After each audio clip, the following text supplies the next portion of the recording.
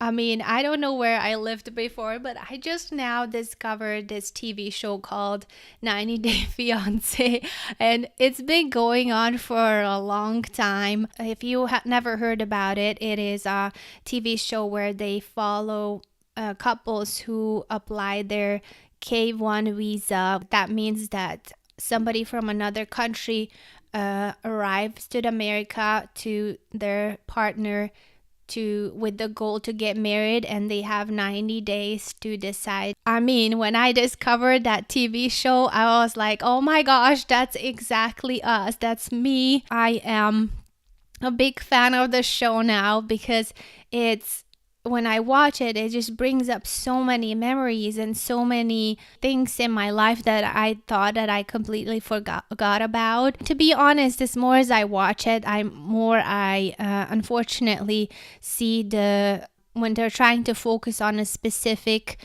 feeling that they want to achieve from the viewers. So I'm thinking it's not truthfully how those couples experienced this journey in their life. You know, these people make these big decisions in their life, both of them, those who are moving here to America and those who are welcoming the other person into their home, into their life. That was me 10 years ago, my husband and I feel for those couples, and I hope that through this podcast and through my everything that I do, that I will be able to connect with people like that more. I really root for them to win and to get through this stage of their life, because it's going to get better.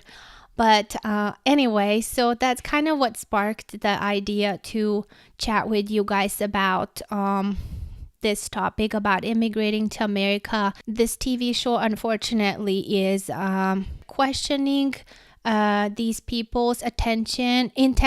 Why do I always say attention? Intention to move to America just for the green card and only to be able to live in America. And I know that for some people that's true, especially for those coming from a very poor country, that they are wanting to live here and they have that end goal and reason. And I'm sure that TV show, that's what they're trying to kind of figure out, find out. But overall, I wanted to share my experience. So I didn't come here with a K1 visa like all those couples in the show, but in the same way, I had 90 days to get married.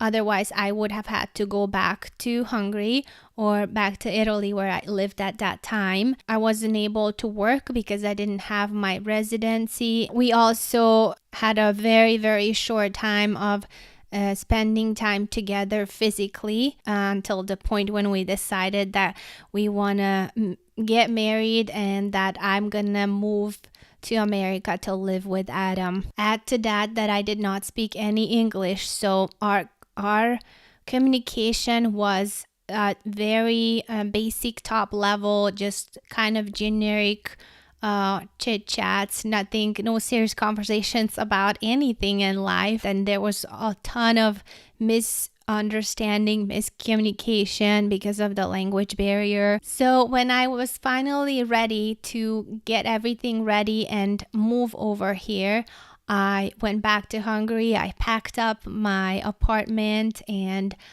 I got everything ready. I donated a bunch of stuff and I tried to squeeze everything that I owned in my life into 2 suitcases because that's all I was allowed to bring over here. And I just got on an airplane and arrived to Seattle, and that was 10 years ago. I did not care about anything else but to finally be with Adam because I haven't seen him for 4 months. Back then, that seemed like a ton of time for me, but I know that a lot of you in a long distance relationship have been like that for years. We knew that we would have to start some kind of paperwork for me. We didn't really know what, but we just knew that we should just get married. 3 days later, we were at the courthouse getting married. We signed a paper, called my parents on Skype, and then we just kind of started our life together. Adam rented an apartment while I was in Italy, and like a little one bedroom apartment, and he was continuing his work that he started after school, and I was just at home alone, because I couldn't work, and so I was just studying and looking jobs and running the household and all kinds of things, learning the language, of course, getting to know the area and all of that. I met up with some of his friends, and obviously the family was there supporting us, helping us. That was really good too, that the family accepted me and welcomed me and gave me a home. You know, in this TV show, you see a lot of families that are suspicious. I'm so thankful that I didn't have to go through that, because I don't even know how I would have reacted. I made this choice, and I did not make it because I would want to live in America. So now watching this TV show, it just puts this thought in my mind, and I think so much about like how come I never thought about this? And it's probably because I just knew that I'm in love with Adam, and I just want to live with him. And since he's here, like I even told him, look, I am in the beginning of my career, so if you want, I can go and live there with you. And I never thought that he would maybe think that I just want to come here to be in America. Knowing that now, I was like, oh, I hope that's not what he thought. When we went over to his friend's house, I think maybe there some people would have had that thought that how come Adam just brought a girl over here from Europe who doesn't even speak any English and can't even work? So after being home for years, raising my daughter and not having anybody around me, not knowing anything, the language, our marriage got completely destroyed, slowly but surely. By then, our daughter was 3 years old.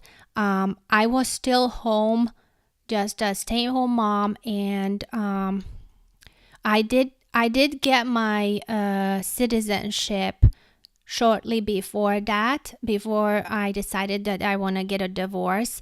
And that was the point in my life when I heard back that I only came here for a green card, that I just did all of this just to get a green card and just to be able to live here, which is ridiculous because I had nothing. I had everything in Europe. I had nothing here. It's interesting how that works out. When things turn bad, then you're trying to find kind of the reason behind it. But like you all know now that we got through all of this. We're good now. We learned from our mistakes. We are in a better place than we ever been. And that was 5 years ago. And we talked a lot about how we jumped into this marriage and parenthood so quickly that we did not have time to learn about each other's needs and learn about each other's cultures even, or habits, or anything. So yeah, we got through a lot of things together. Now, 10 years later, I find this TV show that has stories of many of these couples who are going through this same journey what I did, and it really brings up a lot of memories because of this TV show. Now more and more people are gonna think that of anybody who comes here with a K1 visa or with like for love or for marriage. I don't know, maybe I'm just overthinking, but I would really love to hear what your guys' thoughts are on that. I think if you know that that's not why you came here, then that's probably enough. So this is what I wanted to talk today about, and thank you so much for watching. I hope that you will tune in next week, and until then, have a great day. Bye everybody.